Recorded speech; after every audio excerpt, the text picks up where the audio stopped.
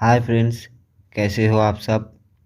तो चलिए, ये जो ई रिक्शा का जो स्मार्ट कंट्रोलर होता है, तो इसका जो पावर सेक्शन है, तो चलिए आज इसको ठीक करते हैं।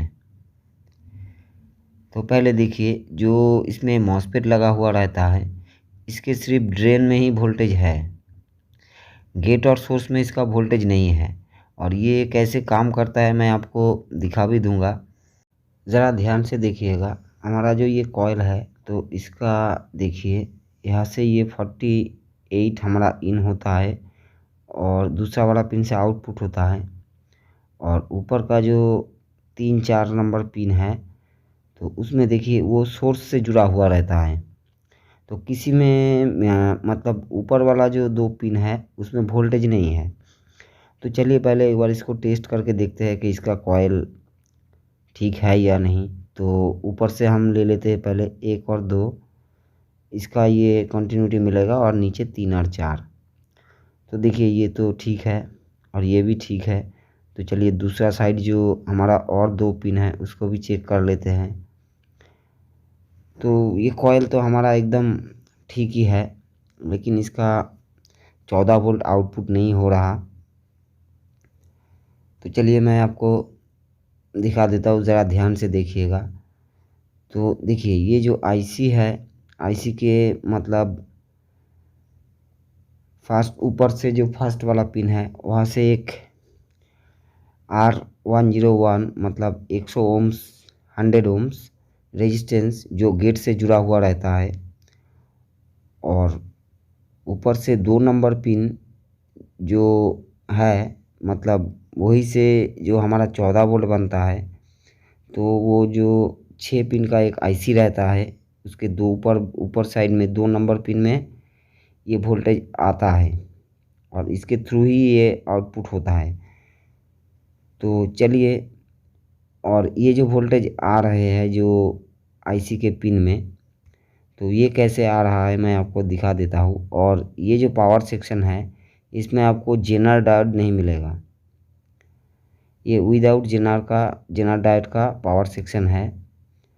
और सबसे बड़ी बात, ये पावर सेक्शन में एक मॉसफेट दिया हुआ है। और आप लोगों को तो पता ही है जो कंट्रोलर में हमारा नेगेटिव साइड कैसे काम करता है, तो ये उसी टाइप में ही है। मतलब इसका जो सोर्स है वो नेगेटिव नेगेटिव से जुड़ा है और उसमें 2 रेजिस्टेंस दिया हुआ है।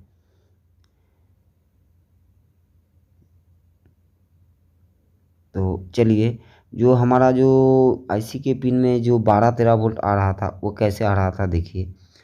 तो ये पूरा हमारा जो वो चाबी का वायर है जो 48 वोल्ट है, वहाँ से ये हमारा 3 रेजिस्टेंस के थ्रू ये वोल्टेज लो होता है। मतलब 3 रेजिस्टेंस है, उसको सीरीज में लगा के ये वोल्टेज ये आईसी के पिन में जा रहा है। मतलब ये आईसी जो मॉसफेट है हमारा, उसका गेट को चलाते हैं। तो देखिए ये पहला वाला देखिए, इसमें 43 है। अभी इसमें देखिए ये 25 हो गया और ये 13 14 हो गया देखिए। और यही वोल्टेज ये जो 6 पिन का आईसी है इसका ऊपर साइड में 2 नंबर में आ रहा है। और यही आईसी ये मॉसफेट को चलाता है। मतलब कि गेट में इसका जब वोल्टेज जाएगा उस टाइम ये आउटपुट करेगा। अभी देखिए ये वाला जो पावर सेक्शन है इसका खराबी कहाँ पर था। ये जो 2 रेजिस्टेंस आप देख रहे हैं, ये 2R2 मतलब 2.2 ओम्स, ये लगभग ये डायरेक्ट ही आप लोग मान सकते हैं, लेकिन ये फ्यूज़ के जैसा इसको काम करवाया है यहाँ पर। तो इसका सोर्स ये 2 रेजिस्टेंस से जुड़ा है और ये रेजिस्टेंस नेगेटिव से जुड़ा है पूरा एकदम। मतलब इसका सोर्स में ये नेगेटिव पहुंच नहीं रहा। तो चलिए मैं आपको एक बार चेक करवा देता हूँ। तो देखिए ये तो कुछ भी वैल्यू नहीं शो कर रहा। तो एक अभी चलिए इसको रिमूव करते हैं। देखिए इसमें और कुछ ख़राब नहीं होता। और एक बात मैं आप लोगों को फिर से बता रहा हूँ, जो हमारा ई बाइक ले लीजिए ई रिक्शा ले लीजिए, जो भी हो, इसका जो पावर सेक्शन होता है वो इतना जल्दी ख़राब नहीं होता। तो चलिए, जो दो रेजिस्टेंस हमारा वैल्यू नहीं शो कर रहा था, जो मतलब 2.2 ओम्स है, उसको रिमूव करके आपको बाहर एक बार चेक करवा देता हूँ। और ये इसका मेनली ख़राब था ये दो रेजिस्टेंस।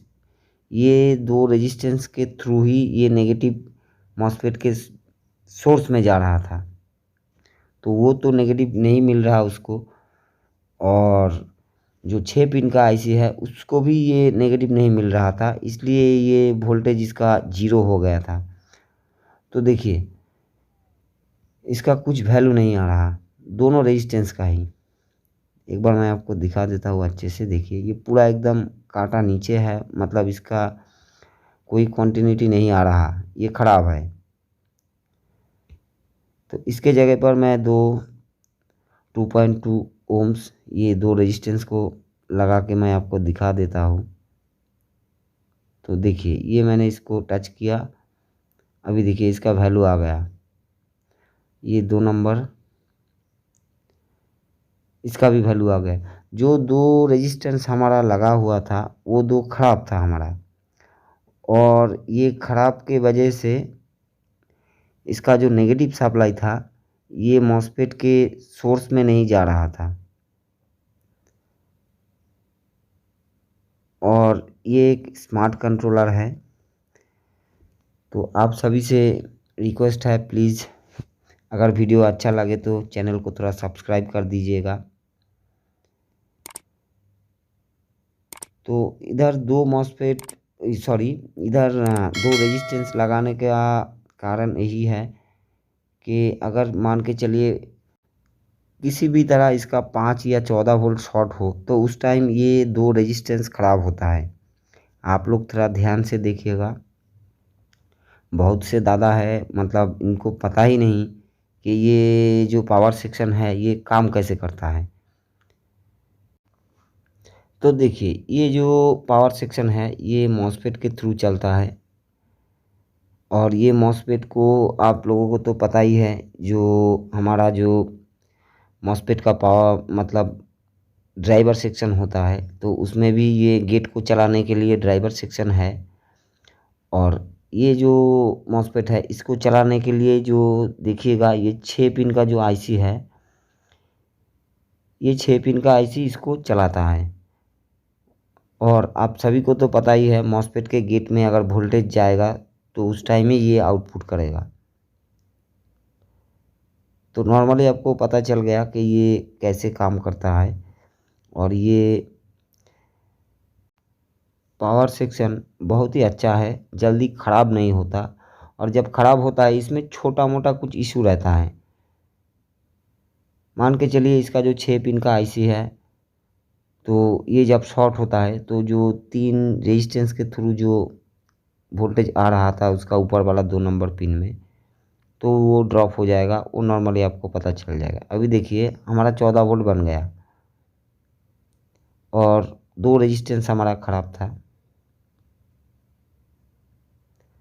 तो जो मैं बता रहा था कि ये जो पावर सेक्शन है इसका कहाँ कहाँ पर खराबी आता है, आप थोड़ा अभी ध्यान से सुनिएगा। तो पहला स्टेप, आपको जो 6 पिन का आईसी है उसका 2 नंबर पिन में उसका वोल्टेज चेक करना होगा। उसके बाद इसका 1 नंबर पिन से, ऊपर साइड का बोल रहा हूँ मैं, 1 नंबर पिन से ये जो मॉस्फेट है इसका गेट से जुड़ा है एक 100 ओम्स रेजिस्टेंस से। तो एक दो देखिए, दो पार्ट हमारा हो गया, एक तो आईसी हो गया, उसके बाद इसका गेट का कनेक्शन भी टूट जाएगा तो भी ये काम नहीं करेगा। और 3 नंबर, अभी देखिए जो दो रेजिस्टेंस हमने चेंज किया, तो मतलब ये जो पावर सेक्शन है ये पूरा, ये दो रेजिस्टेंस ही इसका नेगेटिव सप्लाई देते हैं। और कुछ कुछ टाइम इसका जो इंडक्टर कॉइल रहता है वो भी ख़राब रहता है। तो चलिए, हमारा तो 14 बन गया। अभी जो हमारा वोल्टेज रेगुलेटर था 78L05, तो उसको उसके जगह पे लगा देते हैं। और हाँ, और एक बात, जब भी आप 14 वोल्ट का काम करते हो तो उस टाइम आपको ये 78L05 को आपको रिमूव कर लेना है। मतलब कि कोई भी गलती हो जाए, मान के चलिए गलती सभी से होता है, बाई चांस अगर कोई गलती हो जाता है कि 48 ये पास हो जाता है तो उस टाइम ये जो हमारा CPU IC है उसको ये ख़राब कर देगा। तो इसीलिए सेफ्टी के लिए मैं बोल रहा हूँ, जो वोल्टेज रेगुलेटर है उसको आप पहले रिमूव कर ले, उसके बाद ही ये 14 वोल्ट को आप मतलब ठीक करें। तो हमने तो निकाल लिया था, अभी चलिए इसको उसके जगह पर लगा देते हैं, फिर जाके देखते हैं जो 14 और 5 वोल्ट नहीं बन रहा था तो वो प्रॉपरली मतलब काम कर रहा है या नहीं, वो भी आपको दिखा देते हैं। प्लीज़ चैनल को थोड़ा सब्सक्राइब कर दीजिएगा और लाइक कमेंट शेयर तो ज़रूर कीजिएगा।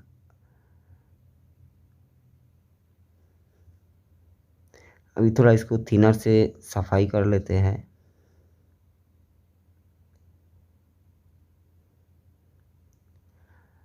और बहुत से दादा हैं मुझे ये व्हाट्सएप पे भी मैसेज करते हैं और वीडियो में भी कमेंट करते हैं कि आप लोगों को यहाँ 14 वोल्ट का इशू आ रहा है।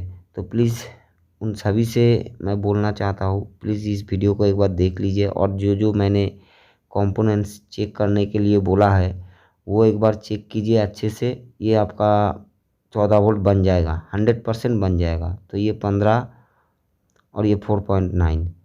अभी देखिए, दो रेजिस्टेंस के कारण ये वोल्टेज हमारा नहीं हो रहा था।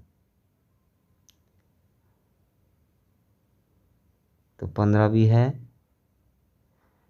तो मैं आपको एक बार फिर से दिखा देता हूँ कि ये जो पावर सेक्शन था ये 2R2 मतलब 2.2 ओम्स ये नेगेटिव से जुड़ा है सोर्स से मॉस्फेट के, ये खराब